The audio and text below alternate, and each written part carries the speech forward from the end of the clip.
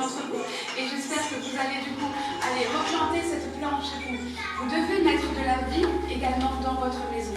La vie va permettre de faire circuler des énergies. Les plantes sont le meilleur moyen de se rendre compte de la vie. Si vous n'arrosez pas vos plantes, qu'est-ce qui va se passer? Elles vont mourir. Et bien la vie c'est exactement ça. Vous devez à chaque fois vous dire chaque matin, je dois arroser ma plante, je dois arroser ma maison, je dois prendre soin de moi et de tout ce qui compose ma maison.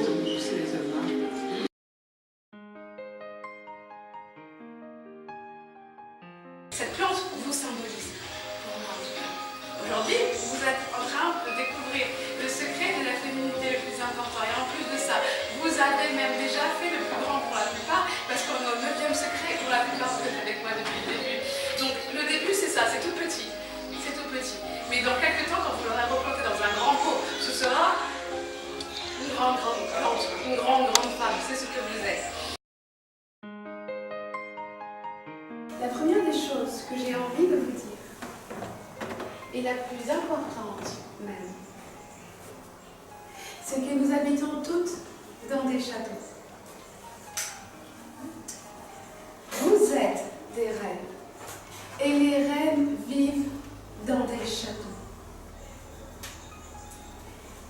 Et oui, peu importe où vous vivez, gardez à l'esprit que vous vivez dans un château, que vous avez le meilleur et le plus beau des châteaux.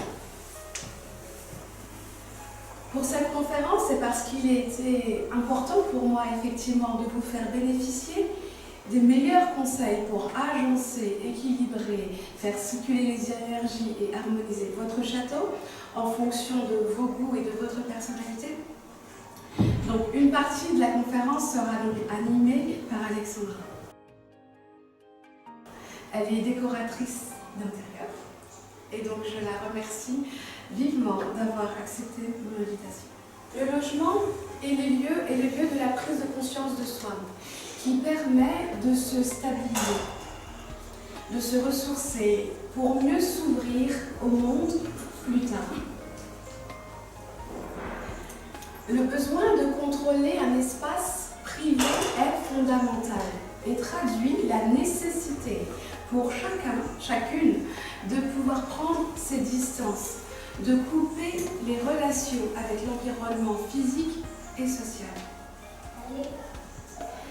Si la notion de chez-soi évoque l'intimité, la conscience d'habiter avec soi-même, le logement doit pouvoir permettre un équilibrage entre le besoin de communiquer avec les autres et le besoin de s'en protéger également.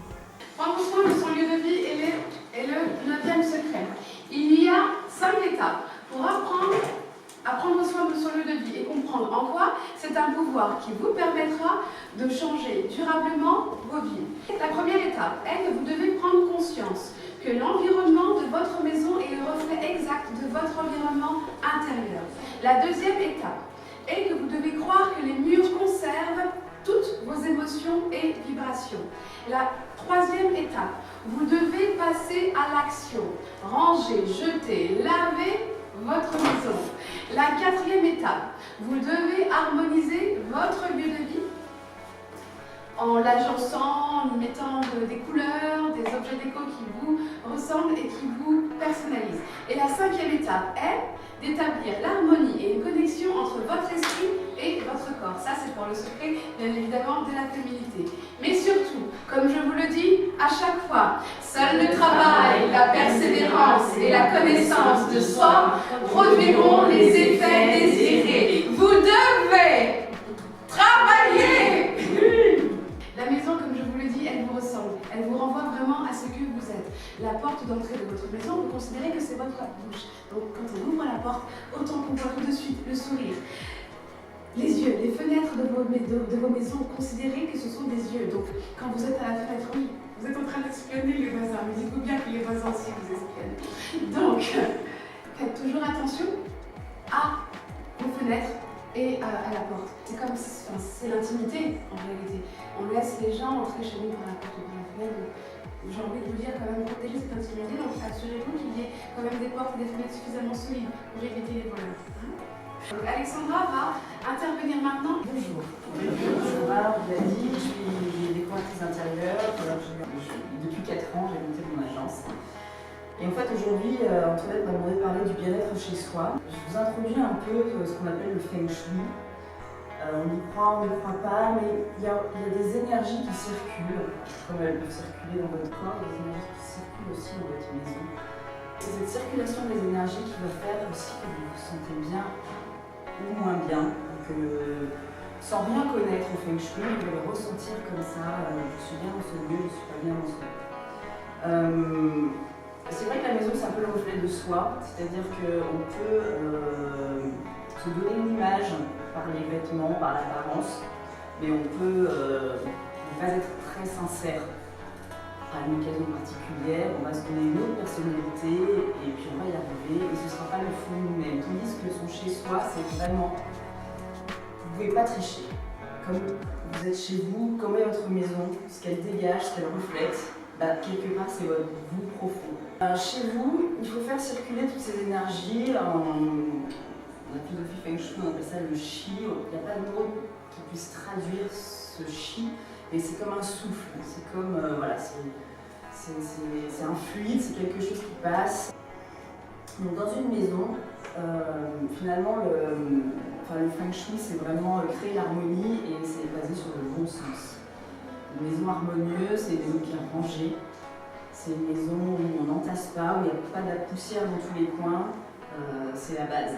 Et comment on fait quand on a peut-être pas de grands espaces, c'est plus des petits appartements pour justement dégager. On va pas laisser dégager l'appartement. Dégager les lieux. Pas partir, dégager avec beaucoup de meubles dans ce petit espace, je suppose. Après, oui, c'est vrai, dans les petits espaces, évidemment qu'on a besoin de tout mettre, comme dans un grand. Il faut quand même meubler. Par contre, voilà, il faut juste faire en sorte que dans les espaces vides, on n'ait pas rajouté plein de caisses au sol. Déjà visuellement, il faut que ça respire. Ça n'empêche pas d'avoir une grande armoire, mais quand il y a des choses. On parle aussi des fois dans des maisons où il y a des poutres. Parfois, les plafonds ne sont pas forcément très hauts et vous avez une poutre et ça vous oppresse. Et vous en rendez pas compte, mais sous cette poutre, il suffit que vous dormiez dans votre chambre sous les toits avec la poutre qui vous arrive au niveau de votre tête.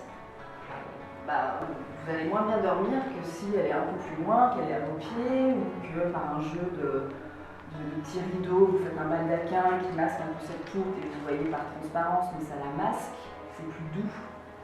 C'est une façon de rééquilibrer, de jouer avec les inconvénients de chaque lieu. Et après, voilà, c'est pour vous sentir, c'est des choses que vous ne sentez peut-être pas aujourd'hui, mais vous verrez déjà 2-3 choses comme ça va adoucir votre espace, ça va le rendre plus agréable, vous allez vous sentir mieux. Donc ça, c'est un des aspects dont on parlait pour le bien-être chez soi. C'est des ajustements. On va faire quelques ajustements à la maison. Voilà. Bon, après, évidemment, il y a les couleurs, mais ça, je crois que c'est une couleur qui apaise, il y a des couleurs qui excitent. Je vais vous en parler rapidement parce que pour le coup. Merci. Donc la maison renvoie vraiment à votre âme, à ce que vous êtes et à ce que vous reflétez. Donc en début de conférence, je vous ai parlé donc, de mon amie. Elle ne comprenait pas ce que ce thème devait faire dans ce cycle de conférence. Elle se demandait pourquoi est-ce que j'avais mis donc, prendre soin de son lieu de vie dans un cycle de conférence pour la féminité. Elle pensait que je voulais encourager le féminisme à l'envers en disant que les femmes sont faites pour faire le ménage. Moi je le dis bien évidemment pas du tout. Mais Anne, en fait, pourquoi je parle de ça, c'est parce que du coup, quand on parle du reflet de la personnalité, Anne, quand on arrive chez elle, quand j'arrive chez elle, arrivé en miracle. Quand on arrive chez elle, toutes les bombes sont passées. Toutes les bombes sont passées. C'est le bazar. Il y en a partout. Il y en a partout. Elle, pour s'asseoir, elle dit oh, attends. Je trouve un truc et tout. Assieds-toi. Mais vous dites mais il y a beaucoup de femmes chez qui, quand on arrive chez les Raxo, qu'elles ne se rendent pas compte parce que c'est en guerre chez elles. Elles ne s'en rendent plus compte parce qu'elles vivent dedans. Elles sont imprégnées de ça. Même nous, quand on est là, à un moment donné, quand on arrive chez nous, bien sûr qu'on est à Bagdad, surtout le samedi. Mais ça aussi, ce sont des choses auxquelles il faut vraiment faire attention. Il ne faut pas laisser la guerre s'installer trop longtemps dans la maison. Je peux comprendre qu'à un moment donné, on soit fatigué, on soit surmené, on n'ait pas le moral, on n'ait pas envie de nettoyer ou de ranger sa maison, que du coup les chaussures s'entassent là, les livres s'entassent là, les chemises de monsieur s'entassent là, les chaussures des enfants s'entassent là, et les jouets sont partout.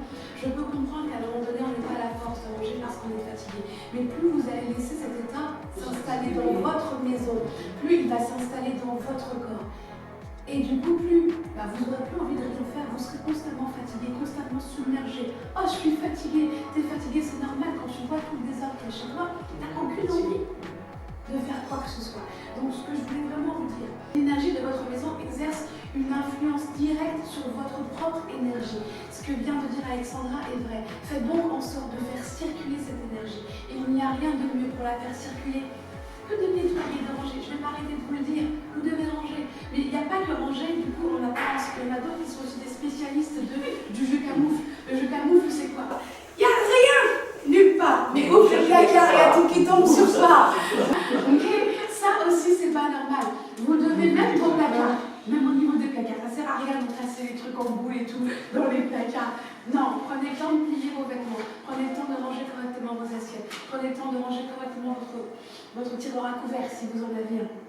Mais ne cachez pas. Prenez le temps de faire ça, parce que c'est aussi dans ces petites choses-là qu'on connaît aussi votre intérieur. Comme l'a dit Alexandra tout à l'heure, il y en a qui vont être bien pour l'occasion. Et bien c'est pareil, la maison, parce que vous savez que vous allez recevoir des gens, vous allez tout bien arranger en surface, on ne va rien trouver.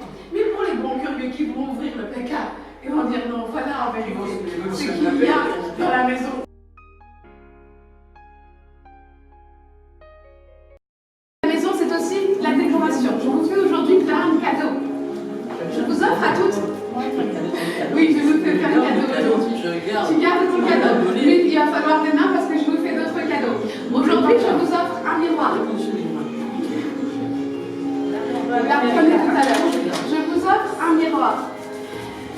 Une femme sans miroir, c'est pas une femme, en vérité. Ah, on le sait tous très bien. Et nous devons chaque matin nous regarder dans le miroir avant de sortir de la maison. Nous devons voir, oh miroir, oh mon beau miroir, qui est la plus belle du royaume. Bien évidemment, chacune d'entre vous est la plus belle de son royaume. N'oubliez jamais, chacune d'entre vous est la plus belle de son royaume. Ce qu'on va faire, c'est qu'effectivement, ce miroir, il vous appartient. La maison vous appartient. On va customiser un petit peu ce miroir avec tout ce que vous êtes à l'intérieur, avec votre idée à vous. Si vous voulez scotcher, il y a un scotch assez particulier. Ça colle. C'est du scratch.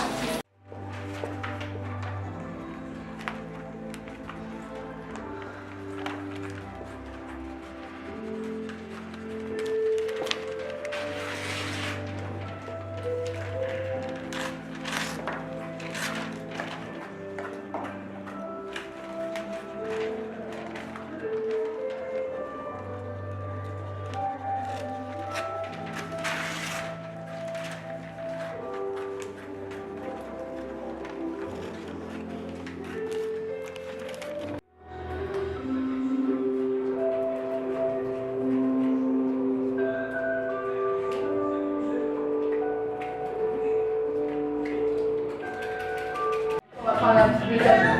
Ok? Allez, on regarde tous les côtés, tu tires. Voilà, attention, on essaie d'être sur le même pas.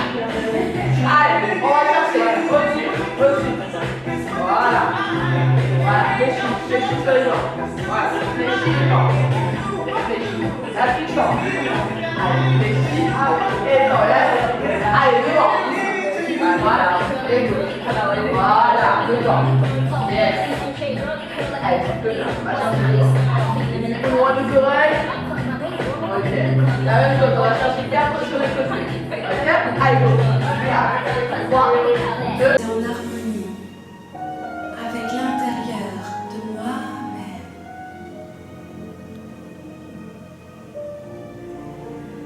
Je porte maintenant mon attention sur mon champ d'énergie. Vous pouvez à présent ressentir votre propre propre présence et votre propre champ d'énergie. Ce champ d'énergie est la force vitale qui alimente tout votre corps. C'est votre souffle de vie, cette énergie de vie qui vous protège, guérit et réharmonise.